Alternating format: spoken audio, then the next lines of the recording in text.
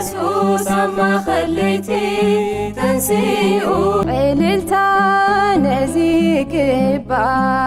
زماري نزيك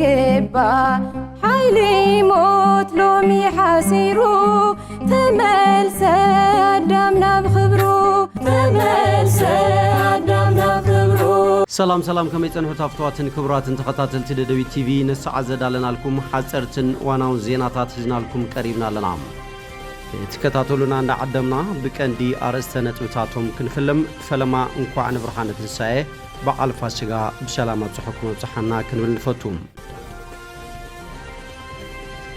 بعال تنساين تنخبر كام مربتهم نستمزابلون استتقامون وغناتنا كابزلنا بمكفالن بمحقازن إلوون تسفان مورالن بمحابن كون كم زقبا بوس أبنا يوحانس سالساي قليتهم بعال تنساين مغنيات بمقبار بستفلالي كتماتات تقراي درهو كاوربعة ميتي كساب شمونتا ميتن حمسان تيلبقيع كساب شمونتا شح وعردما كساب 75 شح كشية وعلام حدش كابينة جزياو محدار تقراي سلام حدنتن تسفان زلوا تقراي كتلو كم سرح بريزيدانت جزياو محدار تقراي ليتنانت جنرال تادس ورده قليتهم ممحدار كتما مغلا مسي ايجنسن نقدن سددن تقراين كالوت مدارك تاكالاتن بموخان بعال تنسايا مغنيات بمقبار بكتما مغلا نبار بيت مازاقجا نخلو زراخب مؤخل اداقاه بعلي كفشتهم أب سدس زركب إيرتراويان أب رواندا ناي لعليس 9.4 مليون دولار وفري كمزوننو سبب بورد لمعات تاجر حابيرو ناب زرزرو سجيرنا لنا مشعلة توزيناتات بنيام حدش سناي مكتتال بعال تنساين تنخبر كم ربتهم نستمزابلون استتقامون وغناتنا كابزل لنا بمكفالن بمحقازن إلوون تسفان مورالن كنكونوم يقبا كبلو بوصا ابن يوحانس سالساي قليتهم تبعال بنصوه لبونا فتارينا محرت كقبرلنا يقرن حتى اللي يزولو بوصا ابن يوحانس سالساي كلاتنا ننبعالنا كنت حقاقز كاموق بيتو من مربتو من تمزابيلهم ابزغفة كونتات نزركبو تمزابلتن نستسقم وغناتنا اندما تسفا النس نقلو كخون يقبا كبلو حبيرهم بعال فاسقا عمال العالم فلاي دما اب تقراين إرتران بزلا على دمكتن هايمانتاو كبرن كم زبعال زفلتيو بعال تنسايا مغنيات بمقبار بستفلالي كتماتات تقراي درهو كاوربعة ميتي كساب شمونتا ميتن حامسان تيلبقيع كساب شمونتا شحبر أو عردما كساب 75 شحبر كشية وعلام أب كتما خصوم بمغنيات بعال تنسايا درهو بماقلاي شمونتا ميتن حامسان بر تيلبقيع شمونتا شحبر أو عر 75 شحبر على حمر 4 شح قرشي بماقلاي كشية وعلام اللو أب كتما ماتشو دما دراهو كاوربعة ميتي كساب 750 انقاقحو 10 قرشي استشتن تخون تيلبقيع كاوربعة شحن 500 كساب 15 شح حلفيلو دما كساب 10 شح كشية وكمز وعلو نمفلات تقايلو لهم أبعور كاوربعة 5 شح كساب 6 شح اناتشتون اناتعدقون وعلام واغاس بيزا دما كاي شغورتي 50 قرشي كوميدره 30 قرشي كمون دنش 80 قرشي صعدا شغورتي دما 300 قرشي نخيلو كشيت ويلو حدش كابينه غزياو محدار تግራይ سلام حدنتن تسفان زلوا تግራይ كتلو كم سرح بريزيدانت غزياو محدار تግራይ ليتنانت جنرال تادس ورده ገሊጾም بريزيدانت غزياو محدار تግራይ ليتنانت جنرال تادس ورده نززبلو حدش كابينه غزياو محدار تግራይ فلاماي اخيبو ابزك هيدلو مدرخيوم تي كابينين زحالفه كلت عمز زنبره وشطاو حرغوز كفتح تصبيت يغبرو لزبولو بريزيدانت تادس وردم كلهم منغستاو سرحتي انفت تقرتو مانصيروم عبيت صقما تግራይ ابزلو حصير وانسغر كفتحو يغبا كبلو تزاريبوم نحوارو زتاما من منجدي نمتحاز حلافنت نايت كابينه كخون كم زلون تقرتنا نصيرنا ابستنصرو زعباتات كنرباربينا كبلون وسيخم ابتي فلما اخيبا حدش كابينه غزياو محدار تግራይ زصنحون حدشتنا ابالات كابينه كم استساتفو نمفلات خايللهم ممحدار كتما مقله مسي ايجنسن نقدن سددن تግራይን ካልኦት መዳርግቲ አካላትን በመዃን በዓል ትንሳኤ ምክንያት በመግባር አብ ከተማ መቀለ ነባር ቤት ማዘጋጃ ንኹሉ ዘራኸብ ምኹል ዕዳጋ ብዕሊ ኸፊቶም 11 ሚያዝያ 2017 ዓ.ም በዓል ትንሳኤ ምኽንያት ብምግባር ዝተዳለወ ምእኹል ዕዳጋ ደርሆም ዘይትብልዐን ካልኦት ኣትክልትን ፍራምረን ብዋናነት ዝቐረቡ ኮይኖም ቀንዲ ዕላሙ ድማ ኣብ መንጎ መጠን ቀረብን ጠለብን ዘሎ ሓጓፍ ብዝተኻእለ መጠን ንምጽባብን ዝተረጋግዐ ዕዳጋ ንምፍጣርን ከም ዝኾነ ተሓቢሩ ካብ መንጎቶም ኣብቲ ማእኸል ዕዳጋ ተዋፊሮም ክሸጡን ክዕድጉን ዝተረኸቡ ወገናት ከም ዝበልዎም ምምሕዳር ከተማ መቐለ ኤጀንሲ ንግድን ሰደድን ትግራይን ካልኦት መዳርግቲ ኣካላትን ኣማራፂ ወሲዶም ነዚ ምድላው ዕድጊት ብተማጣን ዋጋ ክካየድን ልዑል መጠን እንከሃባን ክህሉን ኣብ ምግባር ጽቡቕ ስራሕ ከም ዝሰርሑ ገሊጾም ኣብ መወዳእታ ድማ እዚ ከምዚ ዓይነት ምምችቻው ማእኸል ዕዳጋ ቀጻልነት ክህልዎን መንግስቲ ድማ ኣብ ምውሳን መጠን ዋጋ ዕዳጋ ጥራይ ዘይኮነስ ንምቕናስ መጠን ዋጋ ዕዳጋ ንመቕረብቲ ኣድላይ ዘበለ ሓገዝን ምትሕባርን ክገብር ይግባእ ክብሉ ገሊጾም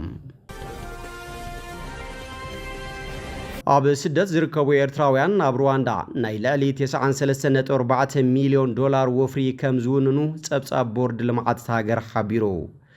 ቦርድ ልምዓት ሩዋንዳ ኣብ ናይ 2024 ጸብጻቡ ኤርትራውያን ኣብቲ ሃገር ዘለዎም ወፍሪ ምስ ቀዳሞት 10 ናይ ወፃኢ ወፍርታት ከም ዝስራዕ ኣስሚሩሎ ካብ ሃገራት ኣፍሪቃ ድማ ኣብ ካልኣይ ደረጃ ይምደብ ኣብ 2023 ኣስታት 2.4 ቢልዮን ዶላር ዝነበረ ናይ ወፃኢ ወፍርታት ኣብ ሩዋንዳ ኣብ 2024 ናብ ልዕሊ 3.2 ቢልዮን ዶላር ከም ዝዓበየ ዘመልከተ እቲ ጸብጻብ ናይ ኤርትራውያን ዝርከብዎ ብድምር 612 ናይ ወፍሪ ፕሮጀክታት ከም ዝተመዝገበ ኣፍሊጡ ቻይና ብ460 ሚልዮን ዶላር ህንዲ ብ445 ሚልዮን ዶላር ብጠቕላላ ብኣስታት 28 ሚእታዊት ቀዳሞት ኣውፈርቲ ኣብ ሩዋንዳ ክኾና እንከለዋ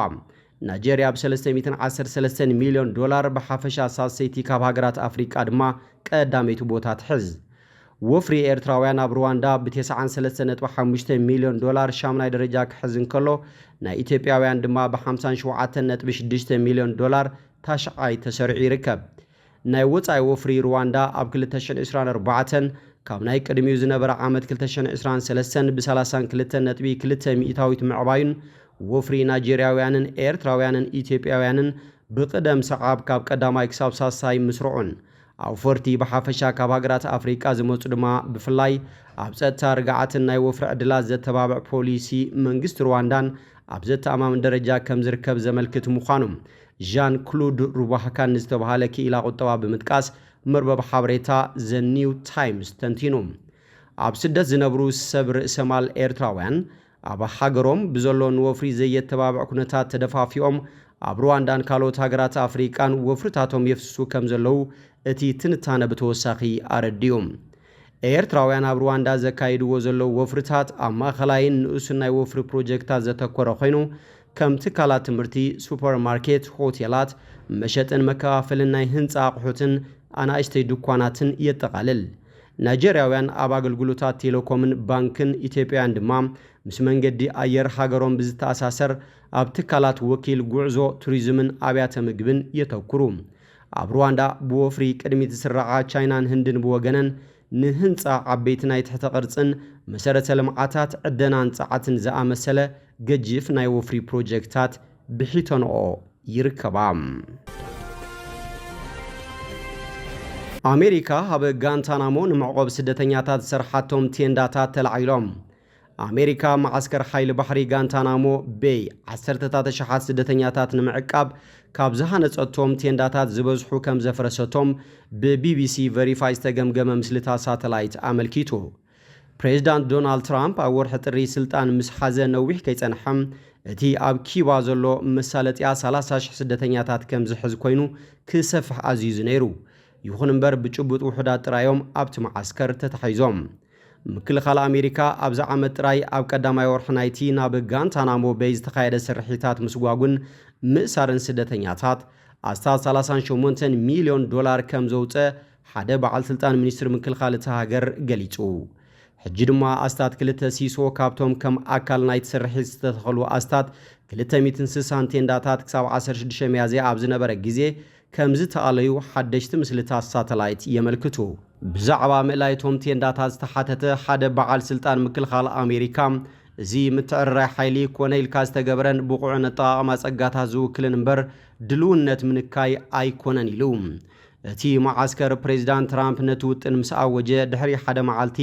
ህንጸቱ ዝጀመረ ኮይኑ ኣብ መንጎ 30 ጥሪ ክሳብ 12 ለካቲት ሓያሎ ቴንዳታት ተሃኒጾም እቲ ህንጸት ክሳብ 8 መጋቢት ከም ዝቐጸለ እውን ኣብ ምስሊ ሳተላይት ተራእዩ እቲ መሳለጥያን ነዊሕ እዋን ንገለ ስደተኛታት ንምሓዝ ዝጥቀሙሉ ዝነበረን ካብቲ በአሜሪካ ብገበን ግብረ ሽበራ ዝተጠርጠሩ እስራት ንምሕያር ዝጥቀሙሉ ዝነበረ ልዑል ጸጥታ ዘለዎ ወታደራዊ ቤት ማእሰርትን ዝተፈለየ እዩ እምበር ከስፍትዋትን ክቡራትን ተኸታተልቲ ደደቢት ቲቪ ነሰዓ ዘዳልናልኩም ዜናታት ነዚኦም ይመስሉ ስለ ትምክታልኩም ኣመስጊና ብኻልኦት ክሳብ ንራኸብ ሰሰናይ ንዓኹም ርሑስ በዓል ፋሲጋ ኢየሱስ ኣብ ማእኸለይቲ ተንሲኡ ዕልልታ ነዚ ግባእ ዝማሬ ነዚ ግባእ ሓይሊ ሞት ሎሚ ሓሲሩ ተመልሰ